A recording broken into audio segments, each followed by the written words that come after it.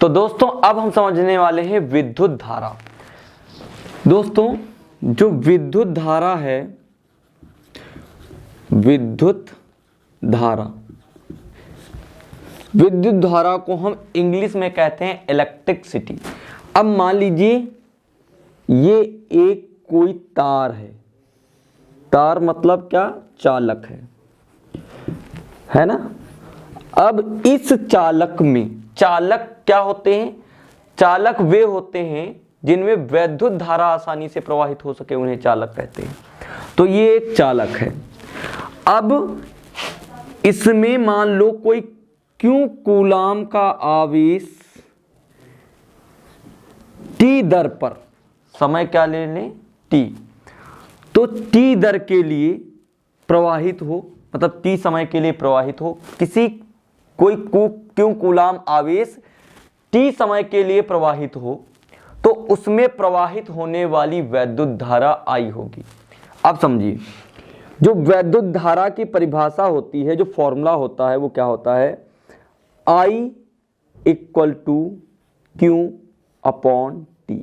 मतलब कोई Q coulomb का आवेश किसी चालक में टी समय के लिए प्रवाहित हो तो आवेश तथा समय के अनुपात को क्या कहेंगे, विद्युत धारा कहेंगे। ये कह सकते हैं, या तो कह सकते हैं किसी विद्युत चालक में मुक्त इलेक्ट्रॉनों के प्रवाह की दर को विद्युत धारा कहते हैं। अब समझिए दर क्यों कहते हैं, क्योंकि समय को हम दर कहेंगे। क्या कहेंगे, समय को दर कहेंगे। एकदम सिंपल है, समझ लीजिए, फटाफट काम खत्म, कोई फंडा ही नहीं है। ये किसी विद्युत चालक में मुक्त इलेक्ट्रॉनों के प्रवाह, भाई इलेक्ट्रॉन क्या है, आवेश है, इलेक्ट्रॉन एक आवेश समझ लीजिए। किसी विद्युत चालक में क्यू कूलाम के आवेश को टी समय के लिए प्रवाहित किया जाए तो आवेश तथा समय के अनुपात को विद्युत धारा कहेंगे। या फिर कह सकते हैं किसी विद्युत चालक में मुक्त इलेक्ट्रॉनों के प्रवाह की दर को विद्युत धारा कहते हैं। ये मान लीजिए मुक्त इलेक्ट्रॉन हो गए, मुक्त इलेक्ट्रॉन, और ये हो गया समय या दर, मान लीजिए समय को दर कहते हैं, या तो ये दर हो गया भैया। तो अब क्या कहेंगे, ये कोई विद्युत चालक है तो लिखेंगे किसी विद्युत चालक में मुक्त इलेक्ट्रॉन, इसको क्यों को क्या लगेंगे, क्यों मुक्त इलेक्ट्रॉन, तो में मुक्त इलेक्ट्रॉनों के प्रवाह की, समय को दर कहेंगे, दर को विद्युत धारा कहते हैं तथा इसका मात्रक एम्पियर होता है। क्या होता है, तथा इसका मात्रक एम्पियर होता है। बात खत्म।